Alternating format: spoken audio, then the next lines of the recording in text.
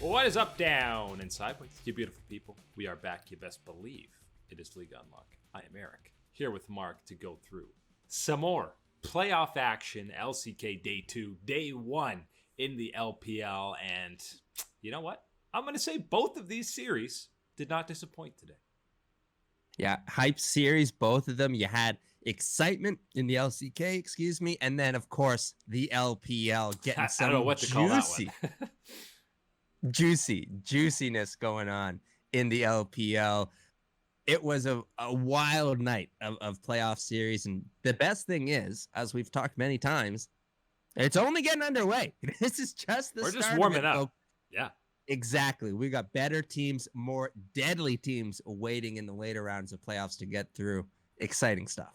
We start with the T1 DRX series, and on paper, you heard Atlas and Chronicler say this, pretty much everyone, anticipating a 3-0 for T1 because of 5-game losing streak for DRX. T1 obviously coming in with the longest win streak. They were literally opposite ends of the spectrum, but at the very least, the first 2 games, DRX absolutely showed up in this.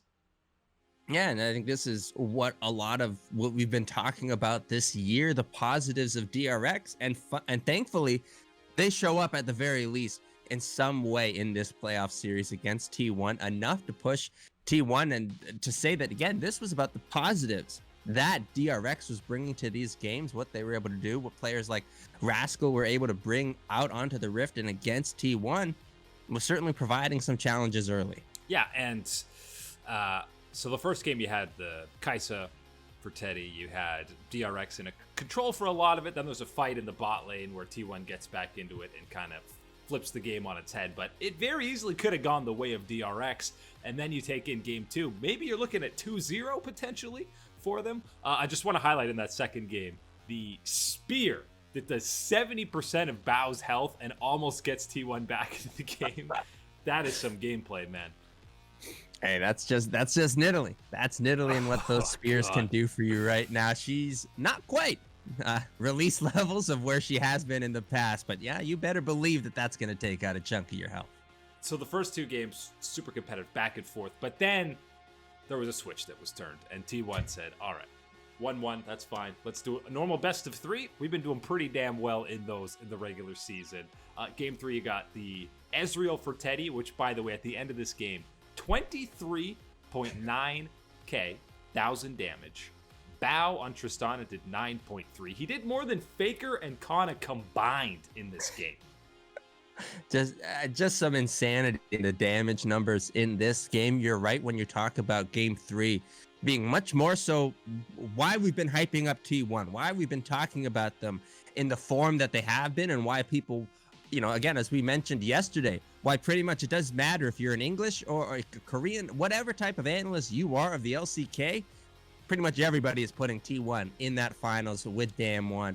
This game 3, these performances from the individual members, all 5 of them on T1, is exactly why people are putting them in that category and are grading their level of play as such. Yeah, and they clearly were a cut above, a class above DRX in games 3 and 4. And want to highlight specifically, Kana got carries in both of these games. He had the Irelia in game 3, the Akali in game 4. Yeah, King and soloed the Akali, and there was some suspect plays at the start of the games where you're seeing, oh, that's 2021 Kana.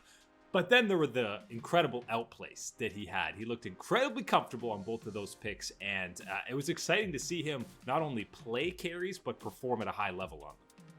Yeah, and I think a really important thing for someone like Kana specifically, and looking at the differences in his individual performance and impact for this T1 roster compared to when he was struggling at the start of the year, big turnaround as far as how he's able to come back in some of these matchups and weather the storm, as well as how he's working with someone like Cuz as the jungler. This is something that we talked about many times, trying to find that synergy, trying to find that momentum for a jungle duo, you know, to find that with the top synergy that they had last split. We didn't have that at the beginning, and then we didn't have that as there was so much instability cycling through the different iterations of the roster for T1. What we have seen positively since they seem to have settled things down, and Kana's performance, as we've talked many times, has been much more so towards the 2020 level of Kana.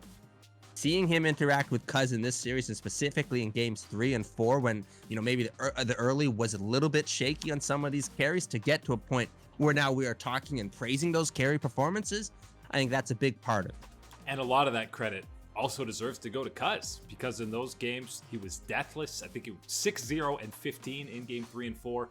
And this is Piosik, who a lot of people, you might slot him right behind Canyon for second best jungler in the LCK, and there's no question he was running laps around him on the Hecarim matchup and out-jungled him in both those games. And as we talk later on about where T1 is going up next, who they're having to play against, raises the importance of having that in the jungle from someone like Cuz to be able to challenge what is remaining in this ladder, you know, of the LCK and what you're going to have to go against. Matching up with strength in the jungle is vital for this T1 organization, and Cuz stepping up and playing the way he does and allowing the rest of the members on T1 to excel the way that they have been in this series, that's going to be crucial. Just a single turret they gave up in that game 4. And the other thing I want to highlight, because there were a couple of Varus picks, and we'll talk about Varus in the IG series as well. You can say what you want, you know, Wink on IG kind of plays the crit auto attack based Varus. Teddy was playing the lethality one. The lethality Varus with Infernal Soul is straight stupid. Yeah, I don't know. I don't know enough math. I'm not smart enough, you guys. I'm from North America to tell you exactly the numbers for the splits between Varus, but I can tell you what it feels like to play both these types of Varuses.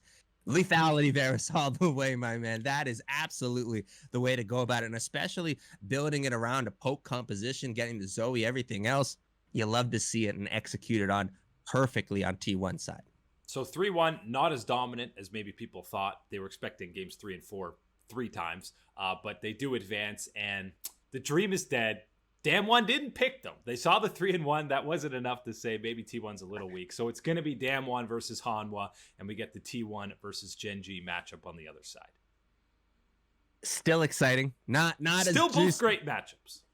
It's not the ultimate Toboki spicy type of matchup that we could have got for the LCK playoffs, but still pretty movie, and the squad up against Damwon, and then of course the big match with T1 and Gen G. And as I said before, I'm focusing in on that jungle. I'm extremely happy with the performance from Cuz to step up and provide us a hype matchup against Clid and Gen G.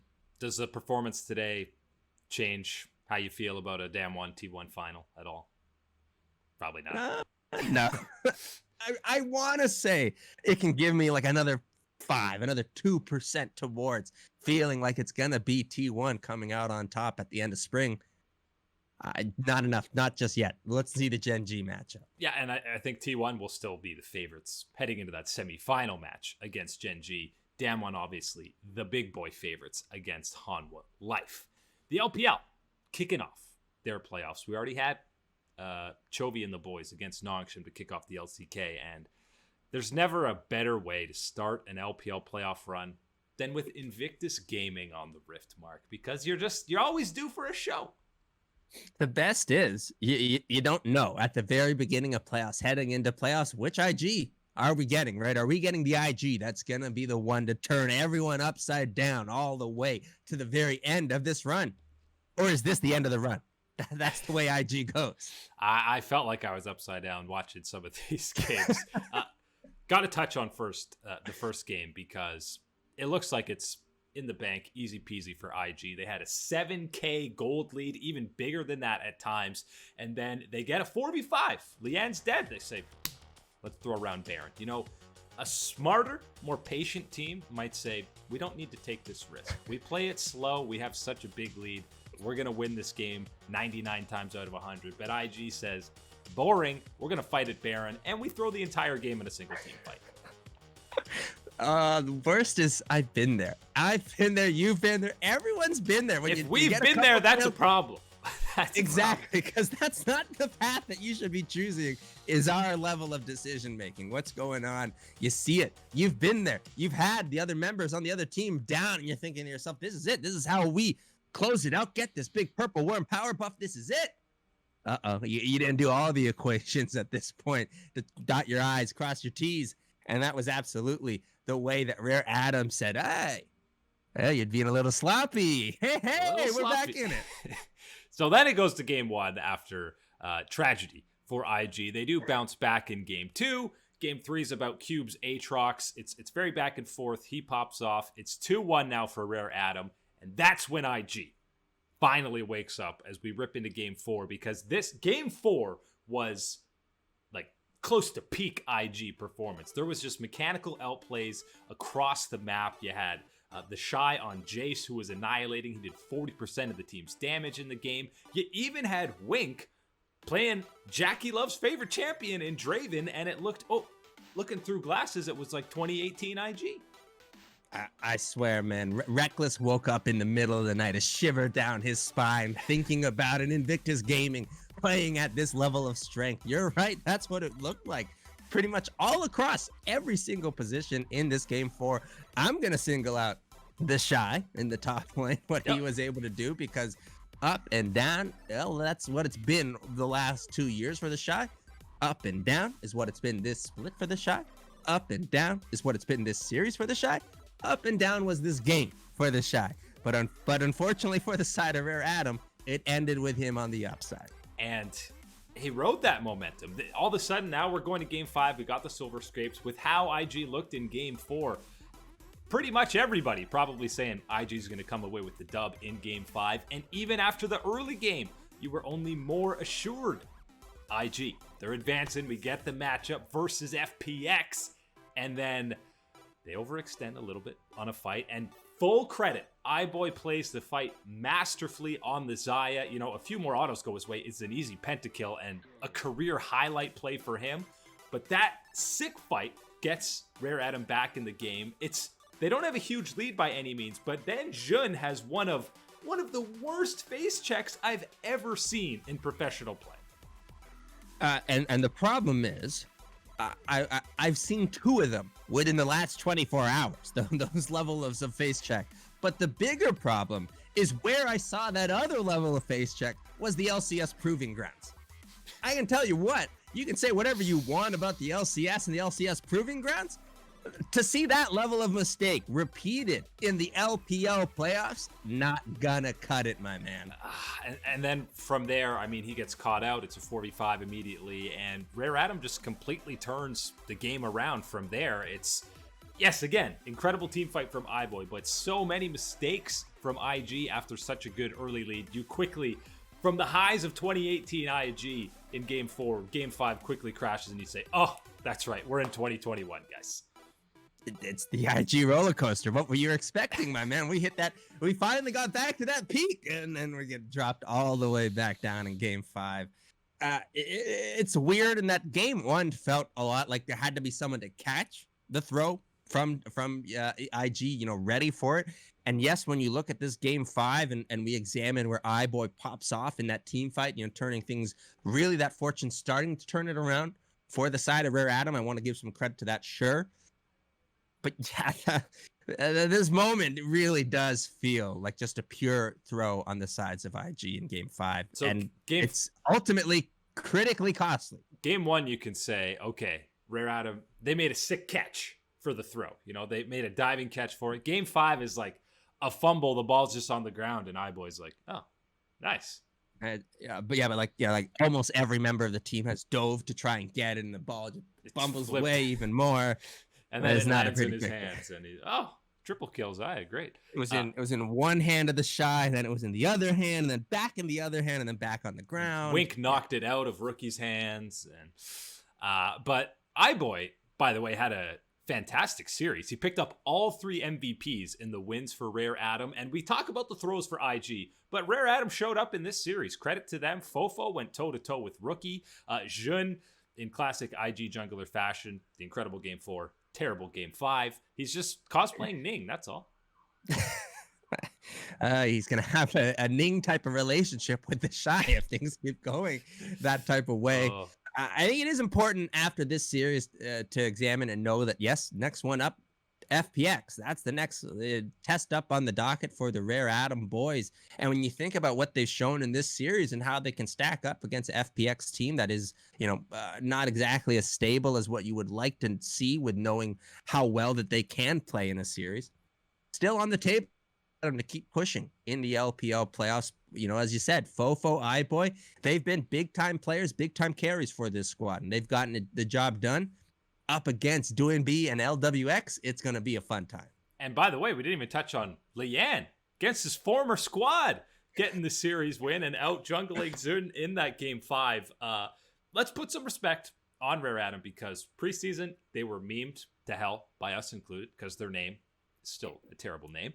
Coma leaves them. They couldn't make playoffs with him, so it's like, well, now this team's doomed without Coma at the helm. But here they are taking down the 2018 world champs in the first round of the playoffs, so big ups to them. And you talk about consequences for IG. Remember, guys, we still have championship points for Worlds. And now with them losing, I believe they get no points. No championship points. Maybe they get 10. But with how stacked the field is, it makes getting to Worlds a whole lot more difficult when you have a spring ending like this. Right, and especially when we're talking about a Worlds where we have MSI, and the winner of MSI gets an extra berth for Worlds for their region. And what we've looked at, and you're talking about, well, who has, the reigning region that would getting that ticket automatically for their region as well. Well, you're looking at the LCK and you're looking at the LPL, but I'm pretty sure it's the LCK that has the edge as defending world champions. Yep. So the LPL, you got to get that MSI ticket to get another one. And even then, you might not be having IG go in. So absolutely. If there's 6 spots, maybe we'll be talking about IG. Maybe when there's 6 LPL spots going to Worlds. But for now, yeah. They can have TSMs. Please. Playing at this level, they don't deserve to be going to Worlds. So IG ousted in the first round of LPL playoffs. We got more rounds in the LCS and the LEC, and now we get the juicy matchups, especially in the LCS. Last week we had to wait. No Cloud9, no Team Liquid. We get them on the Rift this weekend, and the question is, because we haven't really talked about this, but Team Liquid's kind of dominated Cloud9 early on in spring. You go all the way back to the pre-lock-in tournament. Was it lock-in tournament? I forget what these are all called. But they won the finals against them in Game 5, and they were 2-0 against them in the regular season. So you're looking at 2021, and it's gone all Team Liquid so far. And I think it's important to examine the LCS playoff structure and realize that there has been not 1 week, but it's been a full-on 2-week break for these two squads at the top, and we're waiting for them to challenge each other and prepare and practice. I still can't buy in on Fudge for C9 in the sense that, and it's not meant to be about Fudge and what his level is going to be. Alfari's the MVP, man. You got a level 18 Cho'Gath of a top laner on the side of Team Liquid of your boy Big Money Alfari stepping in and being a beast up in that top side. I still think that, to me, is going to be way too big of a mismatch, and they're going to find a way to make that exploited against Cloud9 enough times to get the series win. Yeah, I'm leaning slightly towards Team Liquid as well. It's at least 3-1. Like, this isn't a sweep either way. There's going to be back and forth. Maybe it goes to 5. It better be a banger. I want a full-on banger. Yeah, we definitely need one. Perks. Give me G2 versus Rogue Light. Not week 2. Don't give me the second matchup. Give me the first one that they had. This is why Perks came to NA, to dominate. So let's see it against your boy Jensen. I also got TSM, 100 Thieves. Not quite as hype, but who's a more disappointing end to the year if they lose here? I think absolutely it's got to be TSM, because still, as we talked, getting out of the first part of the playoffs, and I'm not talking about, just the first matchup that they had. I'm talking about getting out of that first section. Getting a series win. Yeah, that was very important, I think, as far as the expectations for TSM and what they should be. But I still think it has to be that next step. You need to be in that conversation with a Team Liquid, with a Cloud9. Sure, you absolutely can be number 3, and it can be a distanced number 3. That's more than okay, I think, in a lot of people's understandings. But as far as building progress and thinking about a year, right? This is a whole year that we got to be examining with the LCS.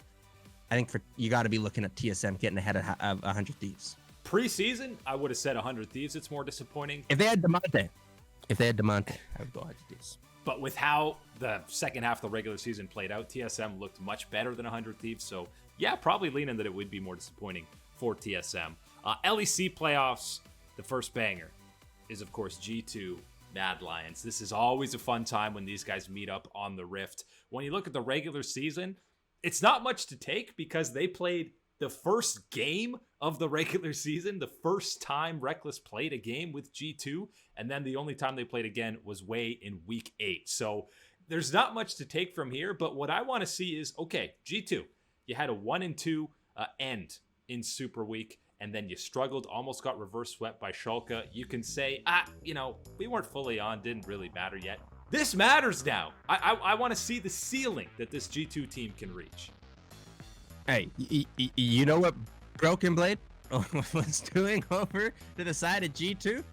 You're going to have to be careful that Armut and Elioya aren't making sure that that's happening again against G2. That's going to be an important part for the Mad Alliance series. And one that I'm keeping an eye on is, I think a lot of people forgot, Carzzy always used to have these kind of meme responses about, kind of playing against Perks and trying to learn from him type of situation. It's only been pure respect and admiration against someone like Reckless. Well, he said he's his idol, the guy he looks up to. Exactly. Now we got the playoff series against him. Let's see what you can bring to the bottom lane. Yeah, and, Mad Lions, they performed really well against Rogue. They always seem to show up against G2. I think this is when G2 gets serious and people can start stop memeing about them, not putting the best foot forward. I think G2 gets this series done, but it's going to be a fun one, as it always is between these two squads. Then we have Fnatic versus Shulka. They played in week 8. It was Shulka needing that win to leapfrog Fnatic in the standings. There was a good series against SK for Fnatic, and of course, Shulka versus G2.